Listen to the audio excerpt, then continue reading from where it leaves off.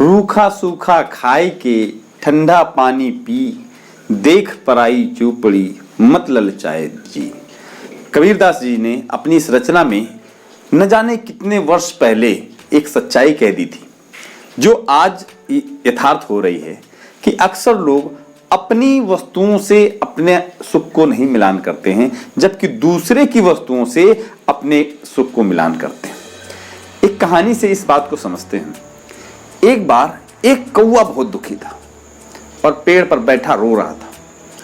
तभी एक महात्मा उधर से गुजर रहे थे और जैसे ही पेड़ के नीचे से गुजरे तो उनके गाल में एक बूंद पानी जैसा कुछ गिरा।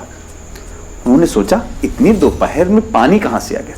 ऊपर देखा तो देखा, अरे कौवा रो रहा है।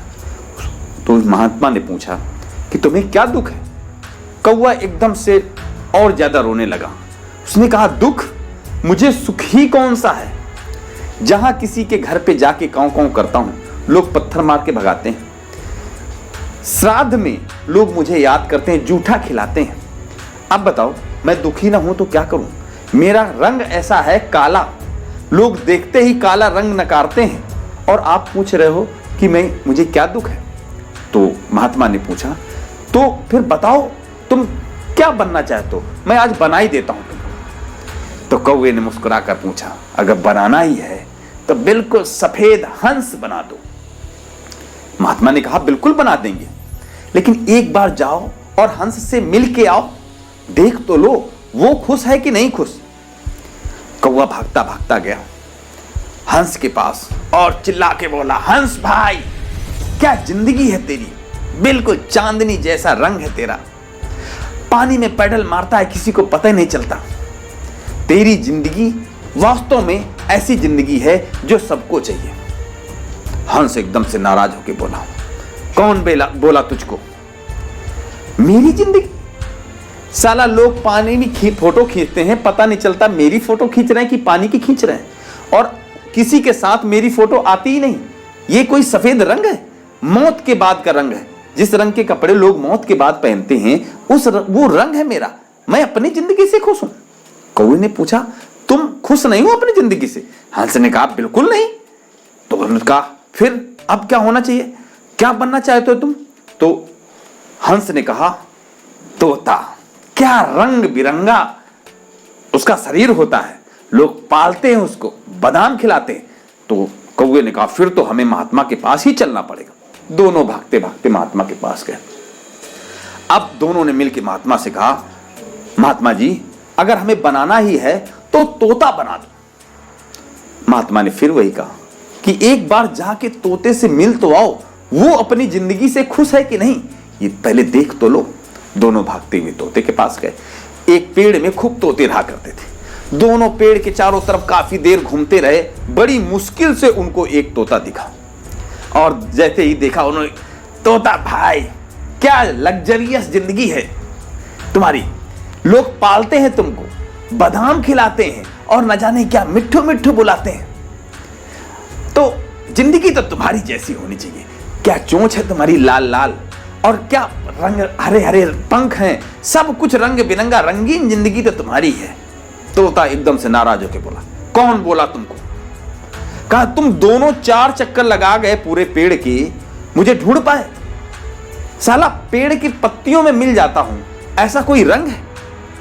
और जिसको देखो मुझे जेल में कैद करने के लिए घूमता है, उसके बाद कुछ भी खिलाए, ये कोई मतलब है, ऐसी जिंदगी होती है।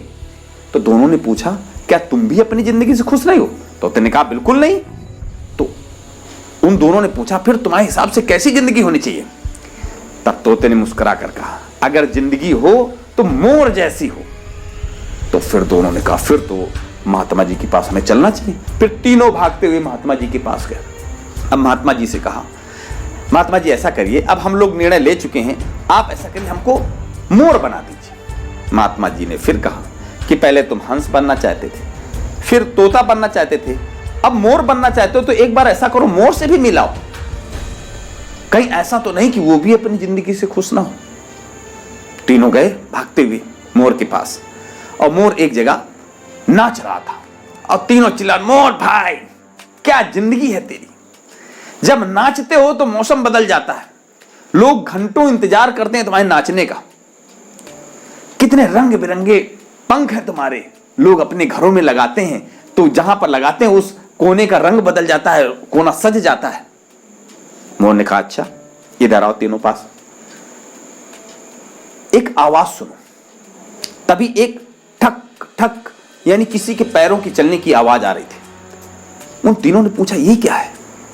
तो मोर ने बताया ये शिकारियों के पैरों की आवाज है जो मेरी तरफ धीरे धीरे बढ़ रहे हैं।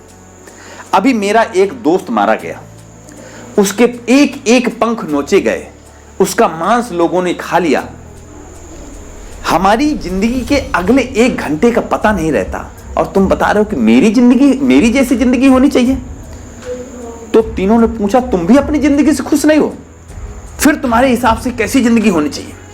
तो मोर ने तुरंत कौवे की तरफ इशारा करके कहा तेरी जैसी जिंदगी। कौवे ने कहा अरे मेरी जैसी? तो मोर ने कहा कभी चिकन बिरयानी सुनी?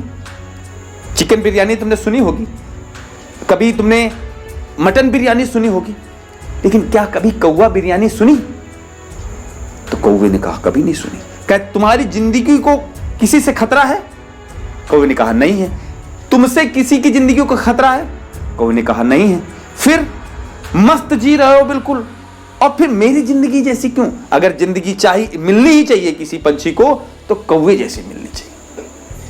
अब तीनों अपनी अपनी जिंदगी से संतुष्ट हो गए कि जिंदगी तो वास्तव में अपनी ही ठीक है। तो सारांश है ये कहानी का कि जब हम किसी दूसरे से तुलना करते हैं अपनी, तो हम हमेशा किसी ना किसी तकलीफ में ही रहते हैं। अगर हमें तुलना करनी है तो हमें अपने आप से करनी है। अगर ये कहानी आपको अच्छी लगे तो अपने दोस्तों के साथ शेयर भी जरूर।